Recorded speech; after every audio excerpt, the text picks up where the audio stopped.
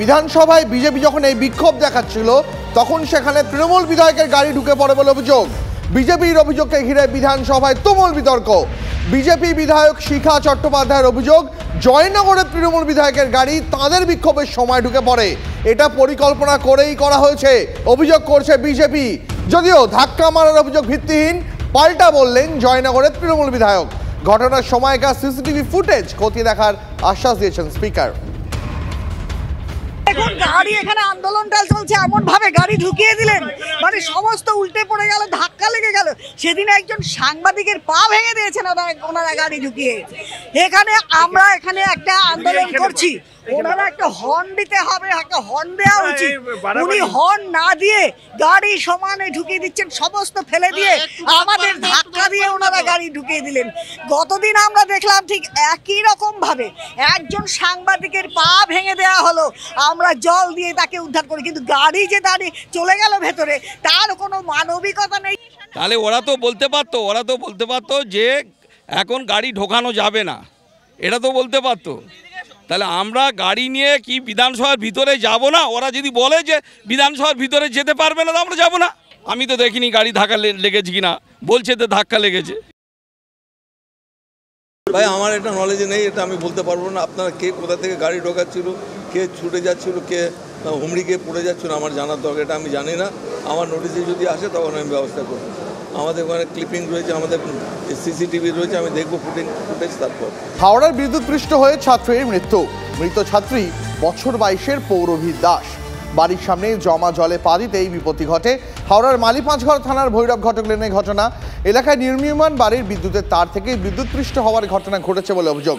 পুরসভার গাফিলতি এবং নজরদারির অভাবেই অকালে চলে যেতে হলো কোলের মেয়েকে, অভিযোগ করছেন মৃতার বাবা।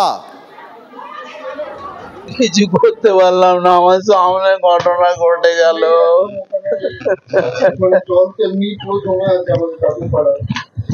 আমি দোকানের ভেতরে ছিলাম, অপোজিটেই আমার চায়ের দোকান, ওখান থেকে শর্ট সার্কিটটা হলো।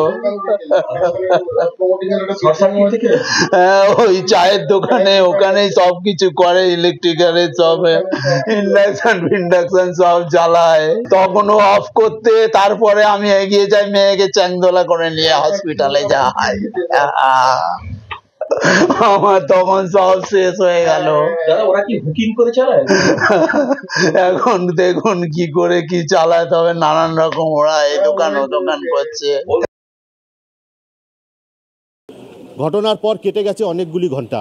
এরপরে সিএসসি আধিকারিকরা এসছেন ঘটনাস্থলে, তারা খতিয়ে দেখছেন সম্পূর্ণ বিষয়। পাশাপাশি রাজ্য সরকারের যে নিরাপত্তা কমিটি, সেই কমিটির লোকজনও কিন্তু ঘটনাস্থলে এসছেন এবং তারাও সম্পূর্ণ বিষয়টি খতিয়ে দেখছেন। তারা কিন্তু জানাচ্ছেন যে কোথাও একটা গণ্ডগোল ছিল। বিদ্যুৎপৃষ্ট হয়ে মৃত্যু পৌরবীর এই যে পরিণতি, এই পরিণতির আগে প্রশাসনের নজরদারি কোথায় ছিল? কোথায় ছিল হাওড়া পুর প্রশাসক? কোথায় ছিল হাওড়া পুরসভার যারা এইসব দায়িত্ব পালন করে তাদের লোকজন? সাধারণ মানুষের দাবি যে এলাকায় দীর্ঘদিন ধরে জল জমে থাকে এবং এই জল পেরিয়েই তাদের জীবনযাপন করতে হয়। পাশাপাশি এই অন্যায়ভাবে যেসব প্রমোটিং রাজ চলছে এলাকায় এবং তাদের যে প্রমোটারের যে বাড়ি, সেই বাড়ি থেকে অস্থায়ীভাবে যে বিদ্যুৎ সংযোগ দেওয়া হচ্ছে এলাকার দোকানে, যা কিন্তু একেবারেই নিয়ম বিরোধী। এবং এই ঘটনার প্রতিবাদে মানুষজন সকাল থেকেই রাস্তায় নেমেছেন এবং তারা চাইছেন যে দ্রুত তদন্ত হোক এবং দোষীদের যেন শাস্তির ব্যবস্থা করা হয়। পাশাপাশি পুরবীর পরিবার এই মুহূর্তে শোকাচ্ছন্ন। তার বাবা বিছানায় শয্যাশায়ী, কারণ তার সামনেই তার জোয়ান মেয়েকে তিনি বাঁচাতে পারেননি, চোখের সামনে বিদ্যুৎপৃষ্ট হয়ে মৃত্যু হয়েছে তার। সম্পূর্ণ ঘটনায় উত্তর হাওড়ার শালকিয়া জুড়ে শোকের ছায়া নেমে এসছে। এলাকার মানুষ চাইছে কবে এই পরিস্থিতির পরিবর্তন হবে, আর যেন কোনো পৌরবীর মতো প্রাণ না যায়। তারা দাবি করছেন দ্রুত এই সমস্যার সমাধান করা হোক। হাওড়া থেকে ক্যামেরায় অভিজিতের সঙ্গে সুব্রত, TV9 বাংলা। আমরা কথা বলছিলাম তৃণমূল বিধায়ক গৌতম চৌধুরীর সঙ্গে, তিনি কি জানিয়েছেন শোনাবো আপনাকে। পাশাপাশি বিরোধীরা কি অভিযোগ করছে, কি বলছেন বিজেপির নেতা জগন্নাথ চট্টোপাধ্যায়, তা শোনাবো। মেয়েটি 2 থেকে 3 মিনিট মুখটা জলের মধ্যে ফেলে অন্ধ হয়ে যায়। খুব প্যাথেটিক। মানে তার কালকে পুরো পরিবারটা মারা যেতে পারতো। তার বোন ছিল, তার বাবা ছিল, পিছনে 4টে ছেলে ছিল। তো এই ঘটনাটা আমি নিজে তো দেখবই এবং অ্যাডমিনিস্ট্রেশনকেও বলেছি, আমি সিএসসিকেও জানাচ্ছি যে ওখানে কোথা থেকে শর্ট সার্কিটটা হয়েছে, কোনো হুকিং ছিল কিনা, এটা আমার দেখার ব্যাপার আছে যে কোনো হুকিং ছিল কিনা।